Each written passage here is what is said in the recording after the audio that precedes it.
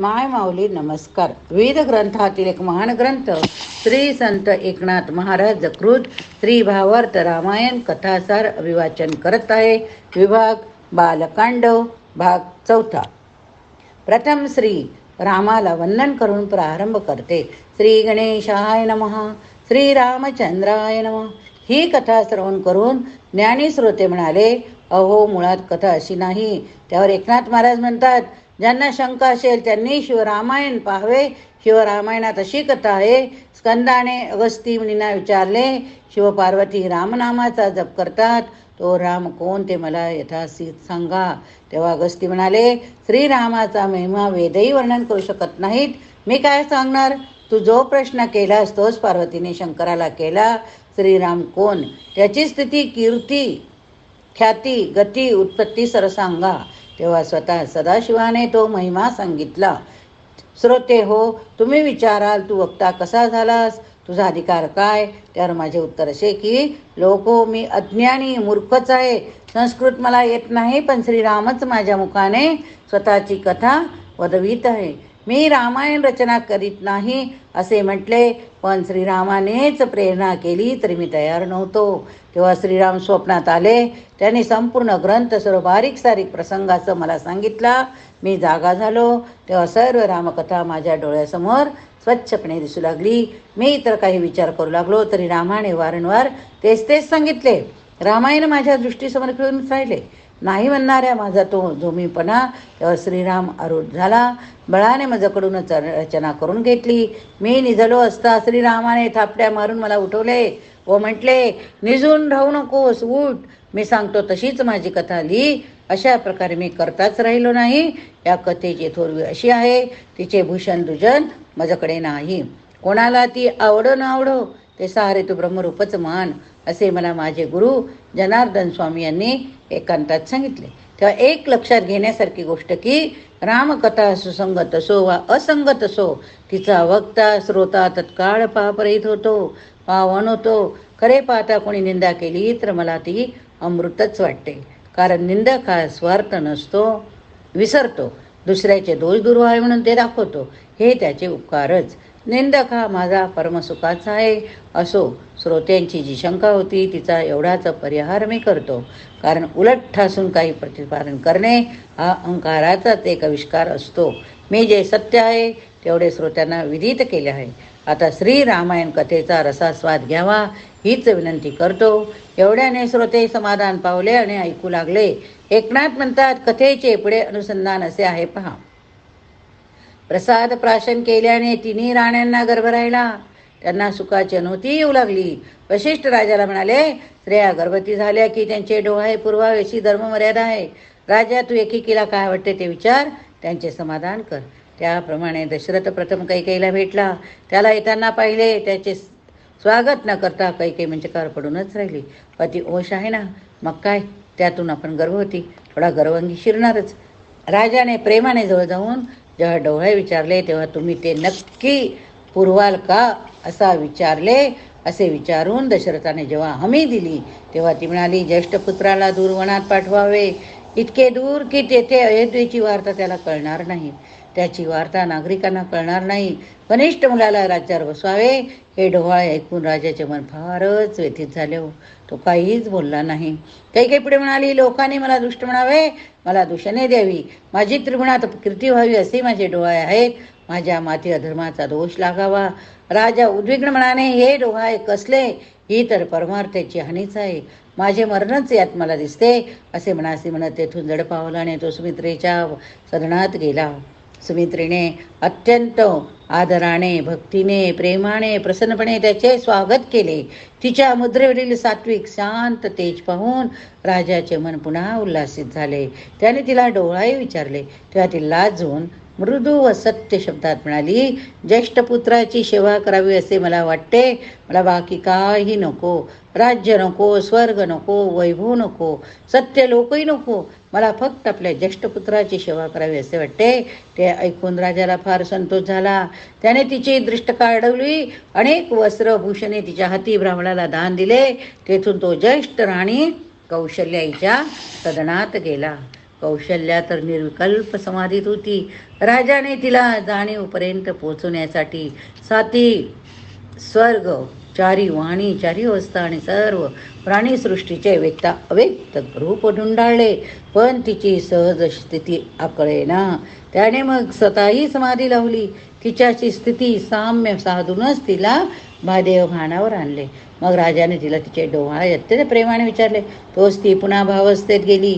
जळ षष्ट काष्ट पाषण सारे काही ब्रह्म तिला एक रामरूपानेच अनुभवास येत होते. तिची भ्रमांतीत संसारातील परिपूर्ण मुक्त अशी स्थिती होती.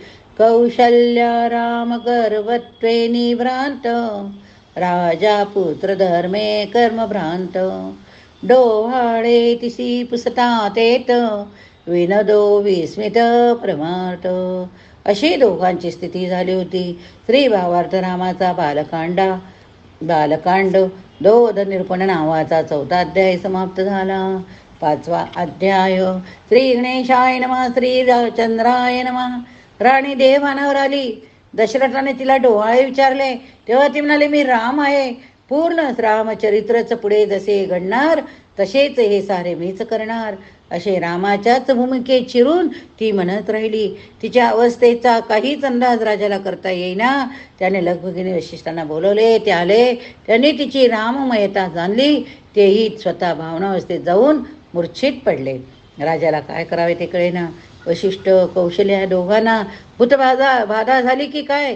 वशिष्ठ या स्थितीत मरण पावले तर मलाच त्यांच्या मृत्यूचे पाप लागेल, असा विचार मनात येऊन तो फार चिंताग्रस्त झाला. पण तेवढ्यात वशिष्ठ देवानावर आले. त्यांनी दशरथाला कौशल्येला राहणारा पुत्र परमात्मा विष्णूच आहे आणि तो देव कार्य करणारा असे समजावून सांगितले. तेव्हा दशरथाला अत्यानंद झाला. तो परमादराने वशिष्ठांच्या पाया पडला. एकनाथ म्हणतात, आता जन्मास आला ती परमपावन कथा श्रवण करावी. श्री भावार्थ रामायण बालकांड कौशल्या दोहोद निरूपण नावाचा 5वा अध्याय समाप्त. 6वा अध्याय सुरू. श्री गणेशाय नमः. श्री रामचंद्राय नमः. अजन्म श्री विष्णू आता जन्म घेणार आहे हे सर्व देवांना विदित होते. त्यावेळी सर्व सोहळा पाहण्यासाठी अयोध्येच्या वर आकाशात देवांनी एकत्र येऊन तो आनंद घेण्याचे ठरवले. गगनात विमानाची दाटी झाली. चैत्र शुद्ध नवमीचा दिवस. सूर्य मध्याग्नी आला. अभिजित मुहूर्त आला.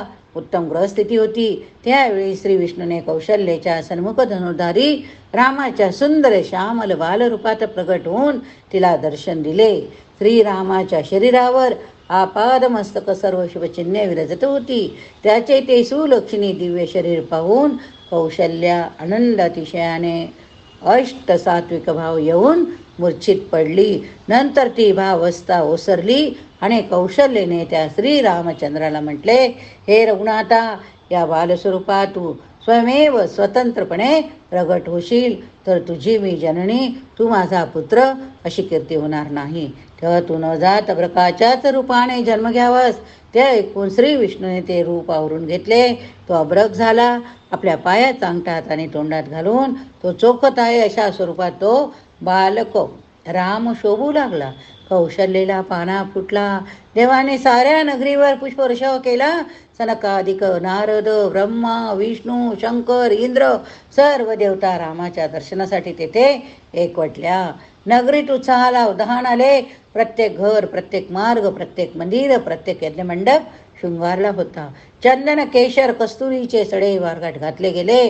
पुष्परचना, रक्तवल्लिका यांनी सर्वत्र सौंदर्य फुलले होते. मंगल, स्वर, वाद्य, घोषवाद्य, तालवाद्य यांचे ध्वनी दिशा कोंडून टाकीत होते. दशरथाचा आनंद जणू ध्वनिरूप घेऊन जगभर पसरला होता.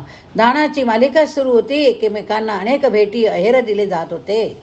प्रजाजनांना दिलेली दाने अन्यथा न होता उपायनाच्या रूपात राजगृहाकडेच परत येत होती. देणारे व घेणारे एकच झाले होते. दशरथ कौशल्य यांचा आनंद वर्णातीत होता. हा सूर्यवंशातील सर्व स्वर्गस्थ पूर्वज धन्य झाले होते. अधिकच तृप्त झाले होते. सुमित्रेलाही दिव्यपुत्र झाला. विष्णूचा अनुचर म्हणून शेषनाग सौमित्र झाला. रामचंद्राचा धाकटा भाऊ, त्याच्यावर रामाचे प्रेम भक्ती जगाला आदर्श ठरली. लक्ष्मणाचे बंधुप्रेम म्हणजे राम लक्ष्मण ही एकाच व्यक्तीची दोन रूपे. इतके धनिष्ठ होते. लक्ष्मणाचाही जन्मोत्सव तेवढ्याच थाटाने झाला. सुमित्रा सर्वतोपरी सुखी समाधानी झाली. दशरथाने ऋषी समुदायासह पुत्रमुख पाहिले. राम लक्ष्मण प्रत्यक्ष माताच्या शरीरातून सामान्य मानवाप्रमाणे जन्माला आले नाहीत. अशा पुत्रांना योनिज किंवा दिव्यपुत्र म्हणतात. कैकेयीला जे 2 पुत्र झाले होते तेही असेच अयोनिज होते. कौशल्याचा अर्धा पायस भाग, सुमित्रीचा अर्धा पायस भाग त्यांनी कैकेयीला दिला होता. म्हणूनच तिला 2 पुत्र झाले. भरत आणि शत्रुघ्न यांचा ओढा आईपेक्षा रामाकडे लक्ष्मणकडे होता. तो यामुळेच दशरथाने परमानंदाने त्यावेळी मोठा जन्मोत्सव साजरा केला. अयोध्या नगरी आनंदोत्सवाने फुलली. एकही पुत्र संतान नसलेल्या राजाला ईशकृपेने 4 पुत्र प्राप्त झाले आणि तेही विष्णू अनंत शेष विष्णूचे आयुधे यांचेच अवतार होते. हे 4 पुत्र म्हणजे काय? हे जणू 4ही पुरुषार्थ होते. आत्मा, सत, चित्त, आनंद होते. 4ही वेदच समूर्त झाले होते.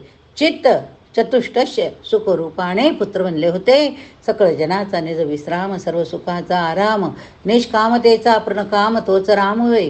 सर्व लक्ष ज्याकडे द्यावे असा लक्षण सर्व लक्षणांनी पूर्ण तो ब्रह्मरूपी ईश्वर तोच लक्ष्मण होय. कैकेयीचा भरत हा पुत्र म्हणजे ज्याने सर्व पदार्थ भरलेले असतात, सदा सर्वदा पूर्णपणे व्यापलेले असतात, ते ब्रह्म म्हणजेच भरत होय. आणि संसारूपी भवरूपी शत्रूचे जो हनन करतो तोच शत्रुघ्न होय. 4ही पुत्रांचे नामकरण वशिष्ठ गुरूंनी यथोचित रीतीने केले. अयोध्या नगरी भगवंताच्या अवताराने जगद द्वंद झाली. श्री भावार्थ रामायण बालकांड 6वा अध्याय समाप्त. 7वा सुरू. श्री गणेशाय नमः. श्री रामचंद्राय नमः. या सृष्टीत रामायण फार धन्य आहे. वाल्मिकीची वाचारूप सृष्टी धन्य आहे. कारण त्या रामायणातील एकेका अक्षराच्या उच्चाराने कोट्यावधी पातके नष्ट होतात. आता आपण प्रत्यक्ष श्री रामचरित्राचा आस्वाद घेणार आहोत. अयोध्येत सर्वत्र आनंदोत्सव चालला असताना ज्या रावणाच्या निष्पातासाठी भगवंताने श्रीराम रूपाने अवतार घेतला, त्या रावणाच्या लंकेत काय घडत होते? तेथे तर नाना प्रकारच्या अशुभ घटना घडत होत्या. अपशकुन होत होते. रावण सिंहासनावर बसतानाच त्याचा मुकुट खाली पडला. छत्र मोडून पडले. लंकेत भूकंप झाले. विजा पडल्या. कुंभकर्णाच्या घरावर घुबड गुटकार करू लागले. इंद्रजिताला आरशात मस्तकच दिसेना. मंदोदरीचे मंगळसूत्र चुकून अग्नीत पडले. नाना अपशकुनाने राक्षस, प्रधानमंत्री, स्त्रिया, स्वतः रावणे अरिष्टांच्या शंकेने भयभीत झाला. अयोध्येत मात्र आनंदपूर्ण वातावरण होते. वशिष्ठांनी 4ही बालकाचे लहानपणीचे सर्व संस्कार यथासांग केले. जात कर्म, नाभाविधान, काटी सूत्र, अन्नप्राशन, चौल कर्म, व्रतबंध सर्व संस्कार मोठ्या थाटात केले. त्यावेळी राजाने योग्य ती सर्व दाने देऊन विप्रादी प्रजाजनांना संतुष्ट केले. नंतर वशिष्ठ ऋषींजवळ त्यांचे वेदांपासून धनुर्वेदापर्यंत अनेक विषयांचे अध्ययन सुरू झाले. श्रीरामास सर्व बंधूंची विद्या त्यांच्या 16व्या वर्षापर्यंत चालली. नंतर तीर्थयात्रा करण्यासाठी श्रीराम सिद्ध झाला. प्रथम वशिष्ठांनी त्याला आशीर्वाद दिले, आज्ञा केली. पिता दशरथ यांनी आशीर्वाद दिले. शुभ दिनी पुण्य वाचन करून श्रीराम मोठे सैन्य व सेवक बरोबर घेऊन सुबुद्धी प्रदानासह तीर्थक्षेत्रात दाने देण्यासाठी धन, सवत्स गायी, पशुसंपत्ती, उत्तमोत्तम वस्त्रे घेऊन तीर्थाटनास निघाला. लक्ष्मण, भरत, शत्रुघ्न श्रीरामाच्या बरोबर फारच शोभत होते. श्रीरामाने सर्व उत्तर भारत, दक्षिण भारत, पूर्व पश्चिम भारत यातील शतावधी तीर्थक्षेत्रे पाहिली. तेथील देवतांचे दर्शन घेतले. महान तपस्वी ऋषींची भेट घेऊन त्यांना वंदन केले. योग्य उपहार देऊन त्यांच्या आशीर्वाद घेतले. सर्व थरातील 4ही वर्णाच्या 4ही आश्रमातील सुजनांना अनेक प्रकारे दाने देऊन कुशल प्रश्न विचारून परमसुख दिले. श्रीराम तीर्थभूत मोक्षा मुक्ती श्री रघुनाथ, तोई तीर्थयात्रा करीत लोकसंग्रहार्थ स्वलीला. लोकसंग्रह करण्याच्या हेतूनेच श्रीरामाने तीर्थाटन केले. समुद्र वलय कित पृथ्वीचे पर्यटन करून श्री रघुनाथ परत आला तेव्हा अयोध्येत त्याचे फार उत्साहाने स्वागत झाले. राजाने नगरात गुढ्या तोरणे मकरे उभारून नंतर नगर सजवली. नगर वाद्य वाजत होती, भाट स्तुती करत होते, बंदी जनकीर्ती करीत वर्णित होते, नृत्यांगणा नृत्य करीत होत्या, सुवासिनी जागोजागी श्रीरामाला मंगल आरत्या ओळीत होत्या, विप्र वेदमंत्राचा घोष करीत होते, घरोघरी दीप लावले होते, रांगोळ्या घातल्या होत्या, फुलांच्या माळा ध्वज शोभत होते. श्रीरामाच्या नावाचा नागरिक जन जय जयकार करीत होते. श्रीराम निजसदनी आला. तीर्थयात्रेमुळे त्यांची देहकांती सतेज श्यामल झाली होती. रामाने तिन्ही मातांना नमस्कार केला, तशाच तिन्ही भावांनीही नमस्कार केला. दशरथाने तर प्रत्येक पुत्राला प्रेमाने मांडीवर बसवले. नंतर चौघांना मंगलस्नाने करविले. वशिष्ठांच्या मार्गदर्शनानुसार त्याचे व्रत विसर्जनही विधीपूर्वक केले. द्विजांना भोजन दान सन्मानार्थ वस्त्राधिक देऊन संतुष्ट केले. या पुढील कथा फार मनोहर गुढ ज्ञानाने गंभीर अशी आहे. श्रीरामाच्या मनात वैराग्य उत्पन्न झाले आहे. श्री भावार्थ रामायण बालकांड 7वा समाप्त. 8वा भाग सुरू. श्री गणेशाय नमः. श्री रामचंद्राय नमः. तीर्थयात्रा करून आल्या दिवसापासून रामाचे मन उदासवाणी झाले होते. त्याचे लक्ष कशातच लागे ना. राज्य लोक व्यवहार खाणे पिणे शारीरिक सुखे या कशातच त्याला गोडी वाटेना. त्याला राजवैभवाला अनुरूप असे कोणतेच विलास आवडेनात. शास्त्रे त्यातील वादविवाद कला संगीत नृत्य मान सन्मान उत्तम शय्या सुखासने वस्त्र भूषणे यात त्याला काहीच रस वाटेना. एक विरक्तीचाच भाव चित्ताला व्यापून राहिला. त्याला लोकांमध्ये मिसळावे बोलावे असेही वाटेना. त्याला एकांतातच प्रिय झाला. अयोध्येचा राजा दशरथ त्याला 4 सुपुत्र झाले असून ते आता 16-17 वर्षाचे झाले. हे वृत्त सर्व ऋषींना कळले होते, तसेच विश्वामित्रांना कळले होते. विष्णूने शेषाचे राम लक्ष्मण म्हणून हा अवतार रावण इतर दैत्य यांच्या नाशासाठी देवांना रावणाच्या सत्तेतून मुक्त करण्यासाठी घेतला. हे ऋषींना विदित होतेच. विश्वामित्र ऋषींना यज्ञ करताना राक्षसांकडून अनेक विघ्ने येत होती. क्षत्रिय राजा राज्य यांच्या दशरथ यांच्या तरुण पुत्राला रामाला घेऊन जावे, यज्ञाचे त्यांच्याकडून रक्षण करून घ्यावे अशा विचाराने विश्वामित्र अयोध्येत दशरथ राजाला भेटण्यासाठी आले. ते येताच राजाने त्वरेने जाऊन त्यांना अभिवादन केले, त्यांचे स्वागत केले. त्यांची आणि वशिष्ठांची प्रेमाने भेट झाली. राज्यसभेत ते दोघे ब्रह्मज्ञ ऋषी दशरथासह शोभून दिसत होते. दशरथाने स्वागतापर स्तुतीपर वचनांनी विश्वामित्रांना प्रसन्न केले. म्हटले, हे ऋषीवर्य विश्वामित्र, आपले काय मनोरथ आहेत? आपली काय इच्छा आहे ती मी निश्चित पूर्ण करीन. त्याचा विश्वामित्रांनी सुद्धा राजाच्या अलौकिक शौर्याची प्रशंसा केली. त्यामुळे दशरथ फार सुखावला. विनीत भावाने म्हणाला, आपण कोणते प्रयोजन ठरवून आलेले आहात ते मला सांगा, मी आपले हेतू पुरवीन. विश्वामित्र म्हणाले, मी तुझ्याजवळ धनादी काही मागत नसून श्रीराम याला माझ्याबरोबर पाठवावे असे सांगण्यासाठी मी आलो. माझ्या यज्ञात येणारे विघ्ने त्याने दूर करावीत. हे ऐकताच राजाचे मन गजबजून गेले. त्यांचे धैर्य कळले. त्याचे शरीर थरथर कापू लागले. राम दशरथाचा जीव की प्राण होता, तो काही बोले ना. त्यानंतर तो हळूहळू विचार करून बोलू लागला, माझा राम अजून लहान आहे. यज्ञाला विघ्न राक्षस करीत आहेत. त्यांच्यापुढे रामाचा काय टिकाव लागणार? त्यांचा धनुर्विद्येचा अभ्यास पूर्ण झालेला नाही. त्याने रणांगण पाहिलेले नाही. युद्धाचा त्याला अनुभव नाही, अभ्यास नाही. तो एकदम राक्षसांचे कसे काय युद्ध करणार? माझ्या पुत्रावर माझे जेव्हा पलीकडचे प्रेम आहे, त्याला मी राक्षसांचे भक्ष म्हणून दान कसा देऊन टाकू? आपण विचारी आहात, ज्ञानी आहात. श्रीराम तर केवळ बाल आहे. मंत्र श्रेय सहस्रे यांचे त्याला पूर्ण ज्ञान नाही.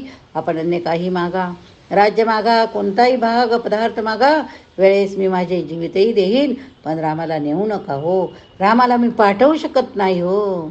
दशरथाचे बोलणे ऐकून विश्वामित्र फार संतापले. म्हणाले, अरे राजा, तू आत्ताच म्हणालस की आपले मनोरथ मी पूर्ण करीन, आणि प्रत्यक्षात मात्र मी दान मागताच देता येत नाही असे म्हणतोस?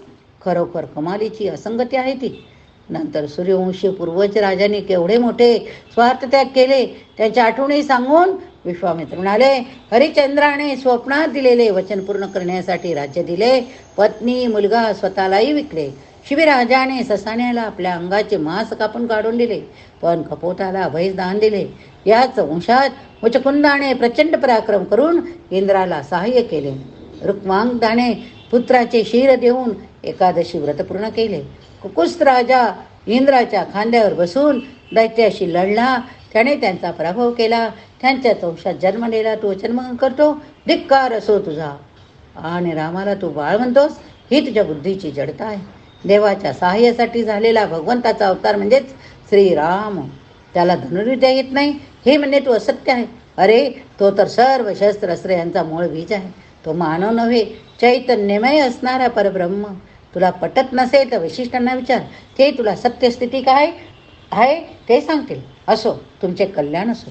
मी माझ्या आश्रमात परत जातो. असे म्हणून विश्वामित्र खरोखरच सभा त्याग करून जायला निघाले. वशिष्ठ दशरथाला म्हणाले, राजा विश्वामित्राला क्रोध येईल असे काही करू नको. हा सर्व कुळाचे गोत्राचे भस्म करून टाकेल. तू आता राम लक्ष्मण या दोघांना ऋषी बरोबर पाठव, त्यांची परस्परांना सोबत होईल. तेव्हा दशरथाने विश्वामित्रांना थांबून म्हटले, ऋषीवर्य क्षमा करा, मी राम लक्ष्मण या दोघांना आपल्या संगे पाठवतो. भरत शत्रुघ्न यांना माझ्याजवळ राहू द्या. वैशिष्ट्यांनी वेळेवर सुविचार सांगून कठीण प्रसंग टाळला म्हणून विश्वामित्रांनी वशिष्ठांची प्रशंसा केली. ते पुन्हा स्थापन्न झाले. राजाने राम लक्ष्मणांना सभेत बोलावले.